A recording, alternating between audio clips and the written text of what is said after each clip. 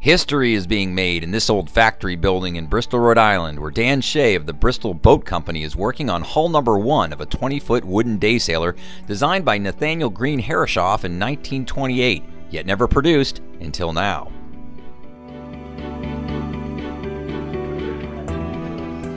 Boating Local visited the shop on April 11th as the boat was being lifted off its jig and gently turned over to reveal the interior.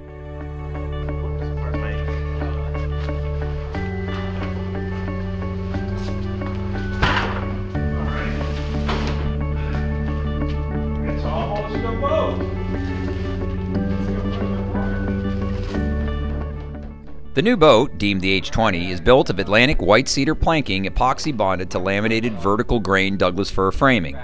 2 layers of Spanish cedar are then laid diagonally over the white cedar and covered in fiberglass cloth, set in epoxy, and vacuum bagged to remove any excess resin.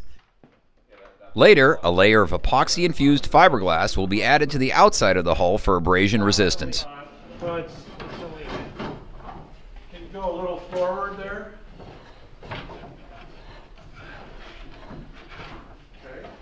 Let this go. I don't want to distract you. You can let it go. Yeah, it's fine. There you go. A good deal. Good things to do.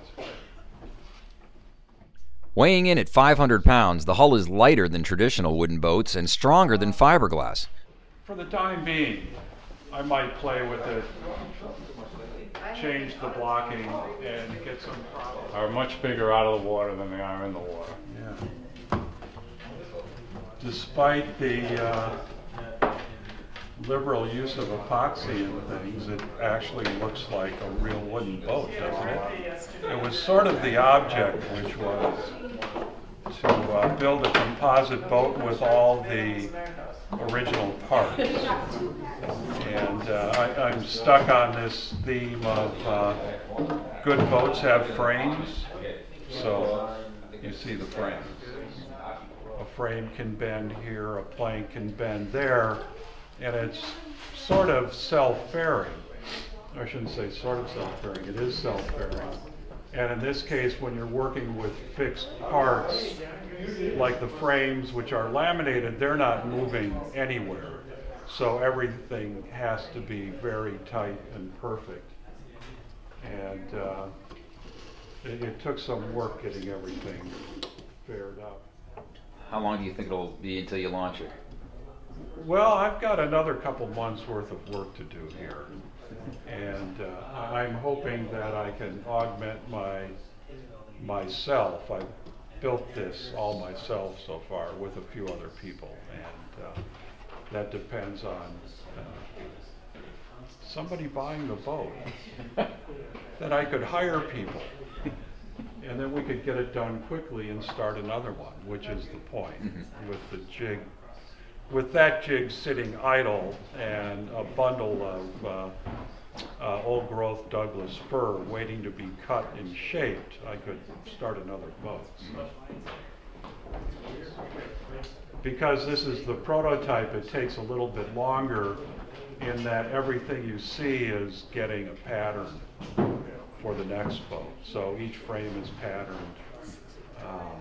There's literally hundreds of bevels that I've picked up on the frames so that the next time we frame the boat, we can do all of the final shaping on the bench, whereas the frames were set up and individually beveled. So the next boat's much easier. So it's primarily Atlantic white cedar. The first course of planking, which is laid in a carvel fashion, traditional carvel planked out of Atlantic white cedar, which I had sawn in 20-foot plus lengths. So all of the individual planks that you see on the inside are full length and are all fitted individually. They're also splined with a very thin marine grade plywood, which gives it a lot more strength and glue area. So when you look inside the boat, you see all the frames and the traditional construction parts of a traditional boat, including the carvel planking, but it's all glued construction.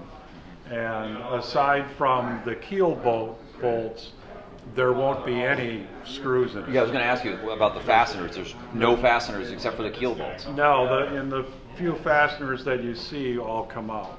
Wow. Otherwise, just the nuts on the keel bolt. Remarkable. Hello, Halsey. Well, this is a...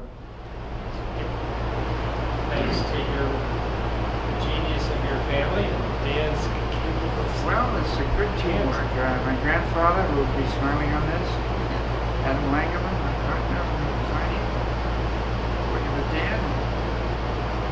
Kind of fortunate, we're close neighbors here, so it should work. I'm fortunate to get to turn the screws. That's my role. Many ways. Of which there are many.